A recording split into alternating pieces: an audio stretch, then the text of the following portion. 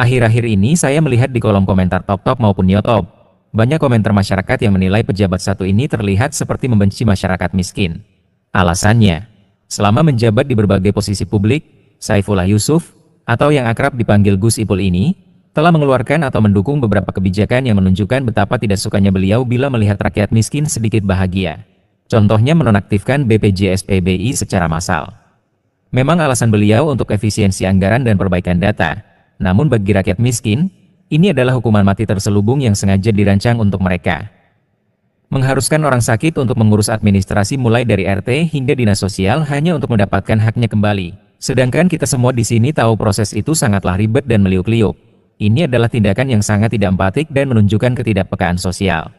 Status kepesertaan harusnya hanya boleh dicabut jika dia sudah mendapat bukti otentik bahwa yang bersangkutan telah mampu atau meninggal dunia. Jadi, sebelum mengupas lebih dalam penonaktifan massal BPJS PBI yang dikomando oleh Saifullah Yusuf ini, mari kita lihat rekam jejak kebijakan apa saja yang terkesan seolah dibuat karena kebencian beliau ketika melihat rakyat miskin mulai sedikit lebih bahagia. Yang pertama, penempelan stiker bertuliskan, keluarga miskin, di rumah masyarakat penerima bantuan. Kebijakan ini menjadi viral dan menuai protes karena dianggap memberikan stigma negatif, mempermalukan, bahkan membuli penerima bantuan. Akibat dari penempelan stiker ini, banyak warga memilih untuk mengundurkan diri dari daftar penerima bantuan.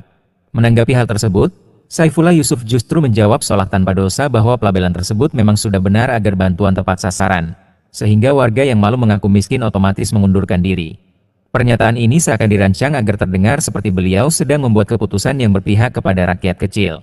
Padahal, alasan utama banyak warga memilih mengundurkan diri adalah karena label miskin tersebut menciptakan stigma sosial yang berdampak buruk pada psikologis mereka, terutama bagi anak-anak.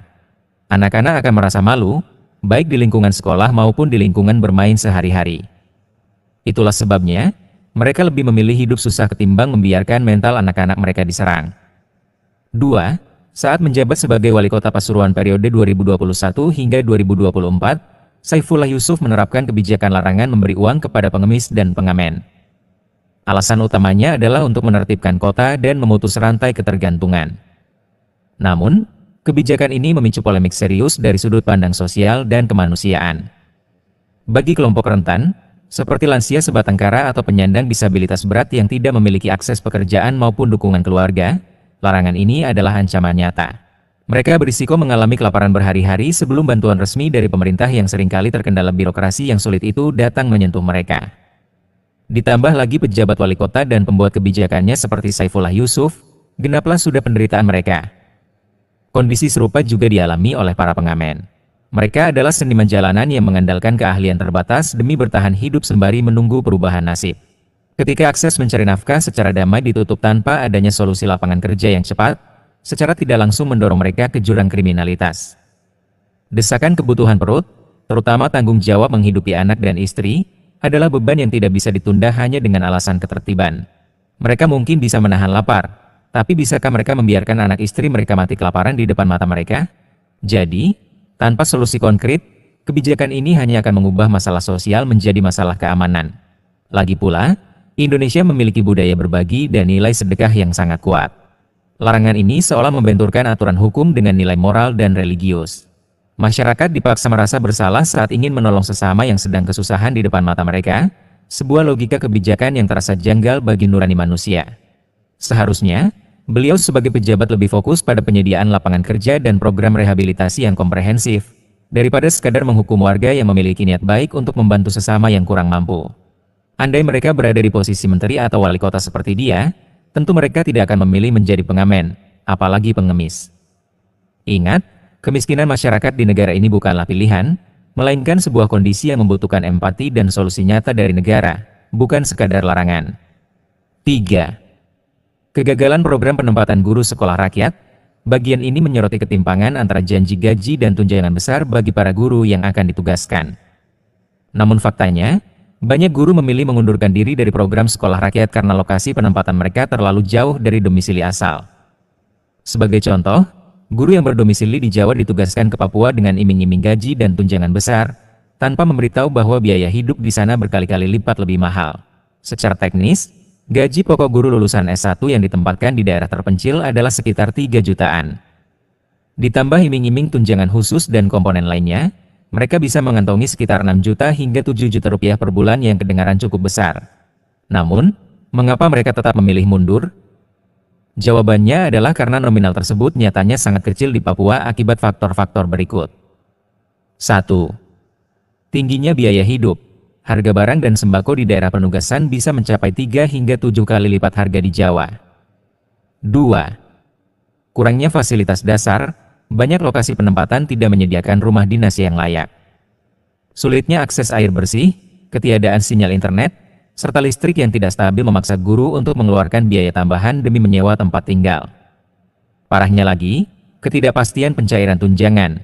Meski gaji pokok biasanya cair tepat waktu, tunjangan khusus seringkali mengalami keterlambatan sampai berbulan-bulan.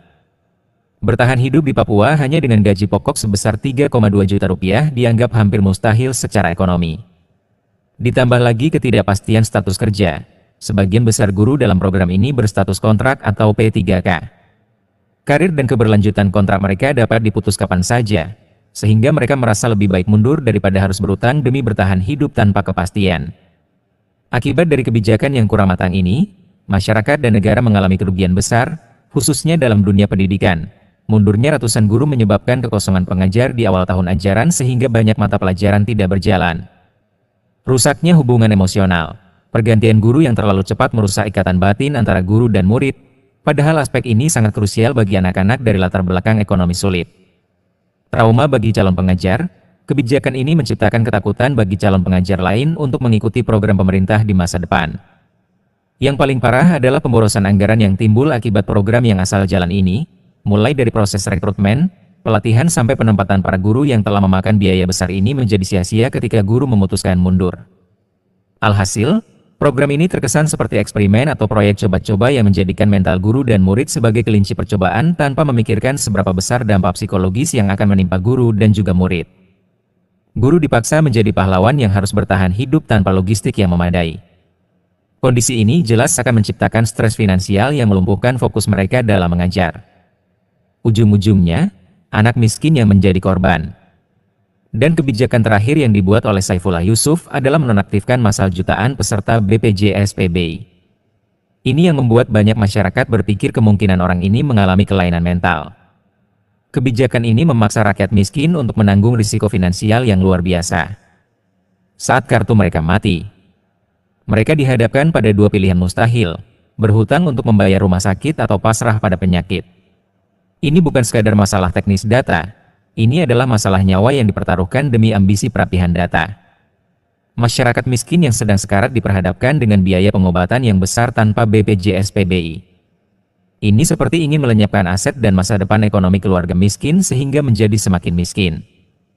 Krisis kesehatan memaksa banyak keluarga yang kurang mampu mengambil utang berbunga tinggi demi pengobatan. Kondisi ini menciptakan jebakan kemiskinan sistemik yang sulit diputus. Di samping itu, pasien yang berasal dari keluarga miskin otomatis merasa menjadi beban keluarga, akhirnya memicu stres mental yang menghambat kesembuhan. Dalam kondisi ini bisa saja pasien memilih berhenti berobat demi menyelamatkan finansial keluarga, meski taruhannya adalah nyawa. Jadi, bagi pejabat negara yang memutus akses kesehatan secara sepihak dan massal dengan alasan pembersihan data adalah bentuk pengkhianatan terhadap amanat konstitusi. Seharusnya memvalidasi data sebelum memutus layanan, bukan memutus layanan dulu baru menyuruh rakyat miskin membuktikan kemiskinannya. Pesan untuk Bapak Saifullah Yusuf yang terhormat. Meskipun DPR RI dan Menteri Keuangan telah turun tangan untuk menyelesaikan masalah anggaran dan aktivasi kembali kepesertaan tersebut, kejadian ini harus menjadi catatan merah dan pelajaran berharga bagi Anda. Ingat, kesehatan adalah hak dasar yang tak bisa ditunda karena berkaitan langsung dengan nyawa. Penonaktifan kartu meski hanya beberapa hari bisa berdampak fatal bagi pasien cuci darah, jantung, atau kondisi darurat lainnya. Harusnya Anda hadir sebagai pelindung, bukan justru menambah beban administrasi di saat rakyat miskin sedang menderita sakit.